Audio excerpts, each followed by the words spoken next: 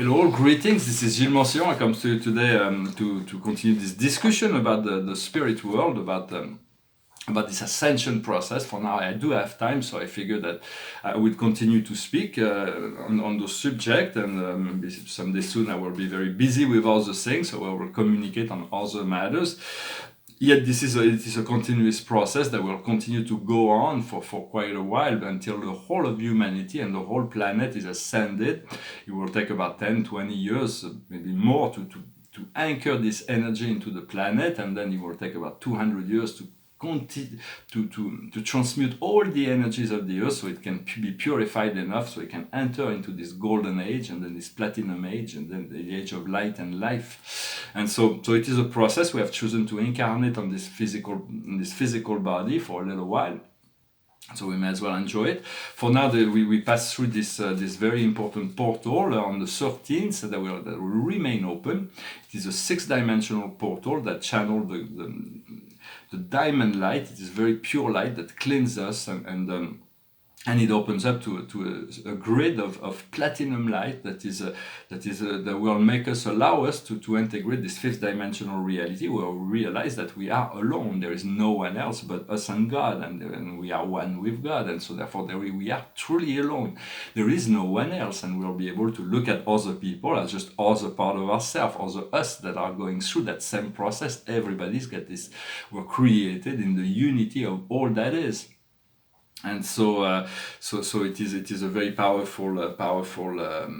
So we do need to continue to clear, to make space within ourselves, our physical body, our mental body, so that eventually the spirit and the soul can enter into the body and it will fit like a glove. It will be so wonderful. I know it feels like we'll be sitting in our I am presence, and our spirit will be like fully integrated within our physical body, and essentially it's going to be like an écran, like something that holds a jewel for the I am presence, like a jewel. Our true self is like a jewel, and the physical body has to be like as a beautiful temple of light that is the home of our soul and spirit. So we need to clear it up as much as possible, and for that there are physical upgrades that are being created, that are being made, whether it is consciously or unconsciously. Sometimes there is conscious happening. We receive energy, we feel it, we understand it, or we don't understand it, but we feel it, and we feel like we're making progress. And sometimes there is like nothing is happening, but it is there may be things that are happening on the unconscious level. There is always progress that are being made. And those physical upgrades can create ascension symptoms such as headaches, back pain, stomach aches. Do not be overly concerned about this physical condition. There are necessary rewiring inside of us that needs to be made, and sometimes we have asked we have to drink a lot of water, do some physical exercise, and as much as possible. For this, there is this new moon that is this full moon. Sorry, it is in Aquarius, so it's about opening up to the greater cosmos, the collective oneness. For me, it's in my 12th house, so it will assist me in releasing all kinds of old addiction. For even old addiction, even if we stop doing the addiction itself, it remains present within the mental, and so it is like a belief. It keeps going on and on and on. And we want to be free of all that. So it will be a great blessing to feel like more mental space has been released. I'm going to pull 9 cards with the card of the Akash in relation to the chakras. For there, as a light body opens up, we will realize that there are many smaller chakras, energy centers that are being activated. But this is I'm not going to overread it. I'm just going to, on the root, the base, we have biblical. On the navel, the earth plane, the astral plane, earth is man and woman.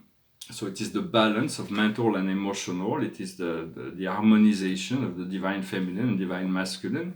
On our solar plexus is a figure of authority. We are becoming a figure of authority. Do not let anybody tell you what. Nobody's an authority on you but you, and even that is your higher self is a higher authority on you. So allow this higher self to become the authority, to take control, to become an awakened driver. On a heart perspective, there is the baby, is a rebirth. It is the phoenix that is arising.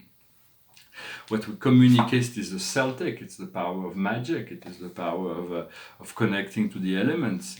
What we see in our third eye is knighthood. It's about being courageous and to address things fearlessly. What we have in our crown is persecution and inquisition. There are still old memories that are still wounding us, that about this linear timeline that has been so once we address that, we find we have to keep our energies together, but we want to disconnect all energies of lack and isolation. We want to keep our energies together, because we feel like we had this disconnection, the orphan, and eventually finance is going to come down for us, that will free the whole process. For now, on the Earth star, and it is there, just we have to embody it, to feel it as if we're already there as much as possible, to feel completely abundant in all ways, in love, in finance, in connection, and in the Earth star chakra. We have love that is not shared. It means that if love is not shared, just let it go. Just love yourself, and you will attract, as you tune into this love of yourself, you will attract matches, people that will be attuned to your own frequency. Sometimes we have karmic relation with people. We can love someone that does not reciprocate that. It is about awakening us to the ability of loving ourselves, or bringing an energy that's from the past in balance. And from there, once we understand that, we'll become like a tree. We'll grow. We'll anchor our roots. And on the soul star chakra is forgiveness. So forgiveness is something that we need to work on constantly. There is so many things that we need to forgive ourselves for and forgive others. Understand, everybody is doing the best they can. We're all doing the best we can. Although sometimes we always know we could do better. There is always things that we feel we could do better, but there is, in essence, everybody's doing it. So ease up on self-judgment, because there is no need to judge yourself. It is just accept your quirks, accept your imperfection. God loves you just the way you are. He has created those quirks and imperfection. He knows your strengths and weaknesses.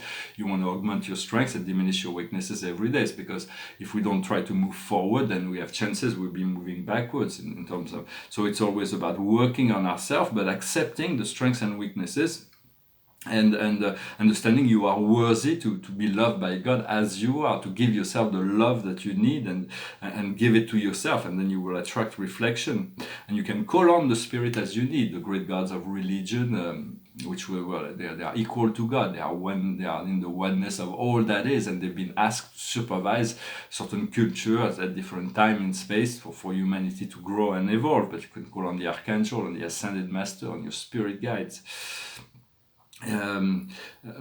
We do want to love and assist others, yes. Yet the only thing we need to do is to work through our own personal issues, and this is really essential. And for there is those two timelines. One is linear that we're going through, and the other one is multidimensional. From this multidimensional perspective, the drama of time and space does not really exist anymore. Once we achieve that, it is, and then we will return to the perception of that drama. When we return into 3D, we become contemplative of it. Sometimes we observe. We are observers, but sometimes we can choose to. We can choose to engage with it in order to serve, if we are called to do it.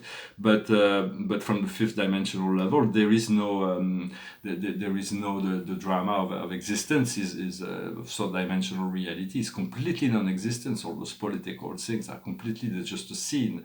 And but there is those two timelines. We are exposed. We have these multidimensional timelines and these linear timelines, and we have one foot in each other, and both of them. It's both for timeline, for Earth, or reality, what we call reality. We want to liberate as much as possible from the dominance of the ego mind and move into the heart consciousness. Also, I wanted to say that the stars are great beings of light. They are the teachers of light. And there are millions and billions of stars that are in the service of creation. They're all conscious beings that are connected with each other. And our own sun is connected to Sirius, which is connected to Alcyone in the Pleiades, which is connected to the great central sun in Sagittarius, and then the great central sun in the Milky Way, and the great central sun of the universe. But once we realize the connection, our own sun can provide the power of 1,000,000 suns to us, because all the stars are conscious beings that are integrated within this network of light.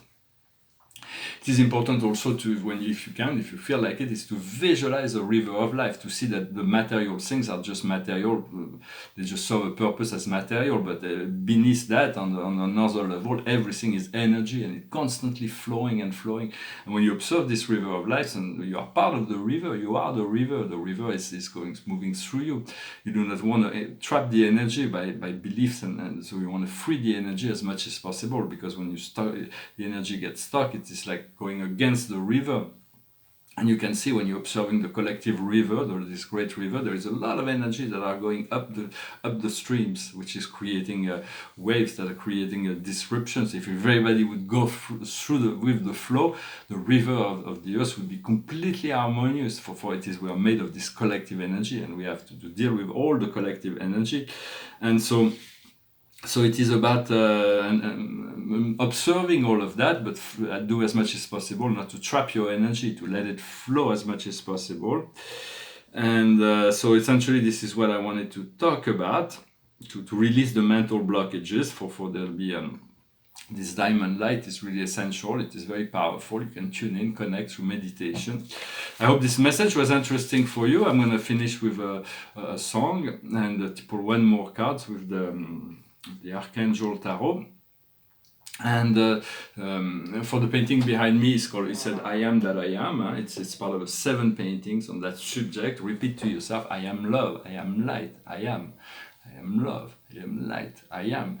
That frees you from all for those I am, those words. I am is I am. When it's unqualified, it connects you to your God self. And 00101110, it is a portal of infinity. I am that I am. And so use that as a mantra as much as possible. And this is part of an interior. It's an interior that was there was a painter here at first, and then there was a more nude model on a chair, and there was a dog sleeping here, and a cat running after a mouse. And then they all disappeared, and then those two characters came into the picture.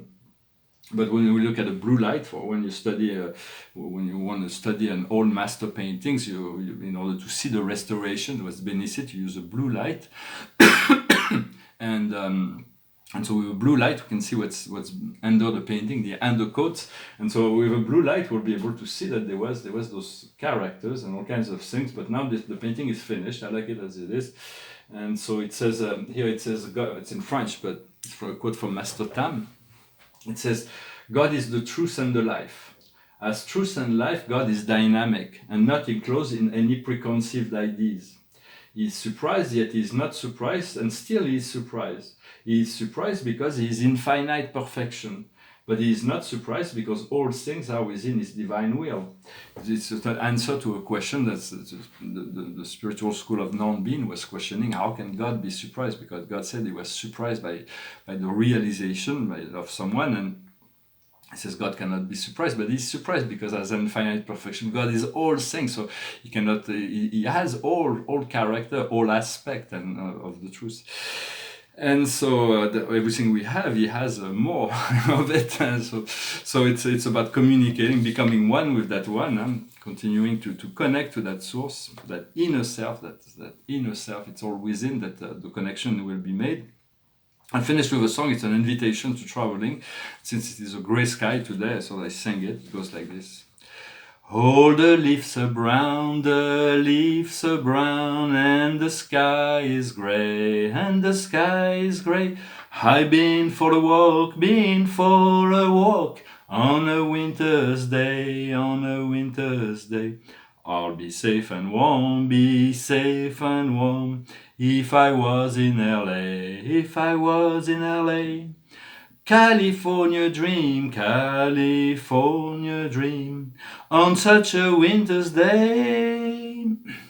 I stepped into a church, I passed along the way. Oh, I got down on my knees,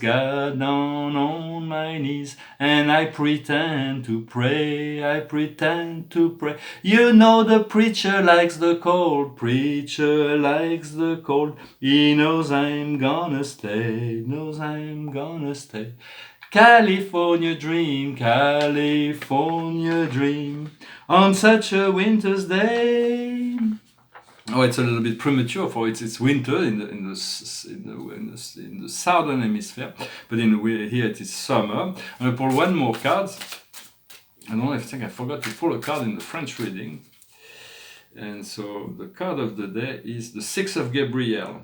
Congratulations, you have done really good work. It is time to move on to new things, rewards, promotion, grant.